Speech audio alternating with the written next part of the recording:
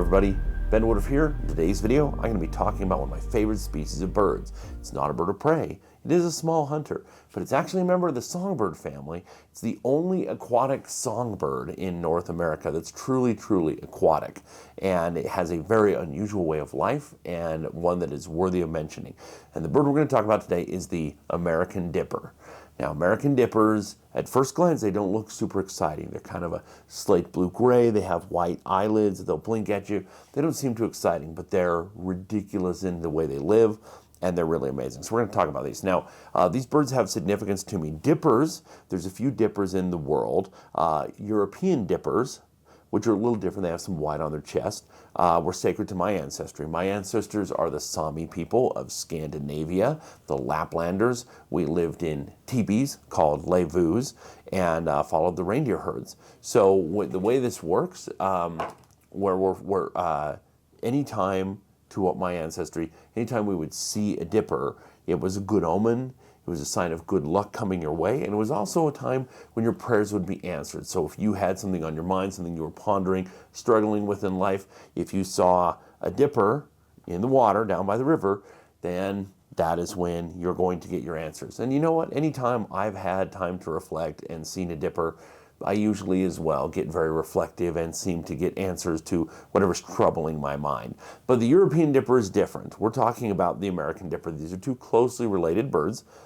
But the American dipper is pretty boring at first glance. It's, again, it's kind of a blue slate gray, and you'll find it down by the water. You'll just see a little quick slit, birds flying by, coming out, and you're like, where's it going? What is this tiny little thing?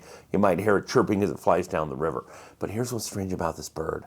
This bird lives and hunts in the most volatile waters you can imagine, including during spring runoff. When I was up the canyon the other day, the water was just churning. It was all white water, and all I could think about is how dangerous these waters are. In fact, in this very canyon, my great-grandpa years ago died in this very river, got pulled in during this time of year. So I think about how dangerous these waters are, and you don't get anywhere near them when the water is running this fast. But the dippers don't care. The dippers will just jump directly in the water. Now, they'll hunt in calm waters too, because there's times of year when the water just is gentle and easy. But there's times, like right now, where the water is running full tilt. It's just going through. And the dippers are completely waterproof, and they will dive in the water and they will hunt. Now, they like to hunt underwater arthropods and insects, especially like the nymph and larval stages of many insects. But they also hunt bugs up on the rocks, and that's what I got to see. This mother dipper, she would just go fly around and she would just grab bug, and it's like you start to realize there's bugs everywhere, big old bugs, and then she would fly to her nest. Now her nest is in between two waterfalls.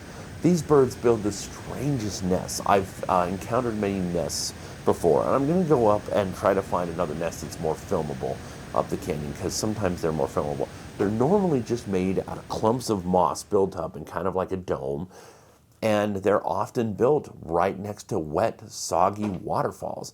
It's incredible that they will weave a strong nest, and it's like, well, this is a potentially dangerous place, but if you know how to get in, most predators are not going to get in to a dipper nest. There's another one that I found that was in the entrance to a mine, where there was a mine where the mine itself was walled off but had a hole for water to exit the mine, and then there had been a wire gate blocking that people have torn open, and they used to nest right inside of there. It's like you're in the dark, you're in a place that's humid with a lot of water, not normally the kind of place a bird would nest. But again, this is a survival strategy that works incredibly well. There is very few animals that ever hunt these birds. So the way they hunt is they will, two ways. On land, they will walk around and they will look for bugs on the rocks themselves, anything from spiders to butterflies to dragonflies to all kinds of beetles. They will also go in the shallow water and go around and pick for things in the shallow water, and they will also go into the water itself and swim around. They can be up on the surface, or they can reject buoyancy and go underwater. it's unreal to watch them dive into the rapids. They will just dive in and go through and go in and out. Same thing going in and out of the nest. Just, they don't care at all in any way, shape, or form about getting washed downriver. They seem impervious to the flow. And sometimes when I photograph them or see them or film them, and you'll just see this tiny little bird, smaller than a robin, just sitting there perching on a rock with just whitewater rapids just going a million miles an hour ride next to them. It's amazing. It doesn't faze them at all. They're not worried about getting washed downriver. So they like to go under rocks. Under rocks, there's the larval phase of many arthropods, and they will go underwater and dig around under these rocks and get these tiny little insects. Now they're very unique. They have white eyelids, and they will flash and blink those eyelids at each other as a marker, as a way to, communicate. They're also one of the only birds that has full feathering on its eyelids. It's very unusual. And one of the strange things about this bird is unique among songbirds. Just like ducks, these birds will lose all of their flight feathers at the same time. They lose them, and so that's usually kind of in the fall, and then, they'll grow them back all at once. So there is a time when these birds totally cannot fly. Now, normally birds, it's like, I'm going to lose these feathers, start growing back, these, they kind of lose them in an order, so you can always kind of fly. And most birds in the northern hemisphere do that in the summer. The reason being, in the summer you have more food, so you can afford to grow new feathers. And it's a slow process so that you can always, do your thing. In the winter, you have to be more agile. If you're a predator, you have to be more agile to be a more effective hunter. If you're a prey animal, you have to be more agile in the winter to avoid getting eaten. But these birds, like ducks, are like, I can afford to lose all my flight feathers all at once. Very unusual. So these birds, I love them, and I really view them as kind of a metaphor for life. Life is not fair. Sometimes life is beautiful and serene, and sometimes life is a torrent, just like these whitewater rapids.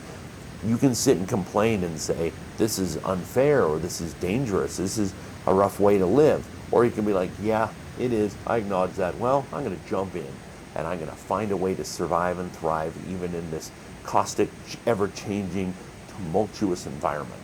That's kind of, for me, sort of the lesson of the dippers. But these birds are so beautiful, they're so simple, and they'll usually pick a territory, and they might have like a mile stretch of river.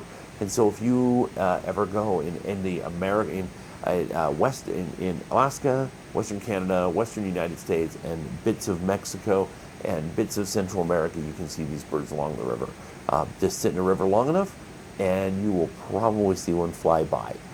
The song they make when they go down the river, you just see them, and it always just lifts my heart to see such a beautiful bird that seems impervious to everything else. And to me, this bird breaks all the rules.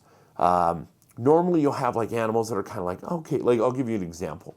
When you look at, you got horses, you got different types of horses and ponies, and you got donkeys, and donkeys are closely related to zebras, and then you got zebras, and zebras are like, wah! You're like, okay, where did this come from? Well, you look at donkeys. Donkeys do have a few stripes on their legs and a few on their back, but then the zebra just took that to the next level. That's kind of how I view dippers.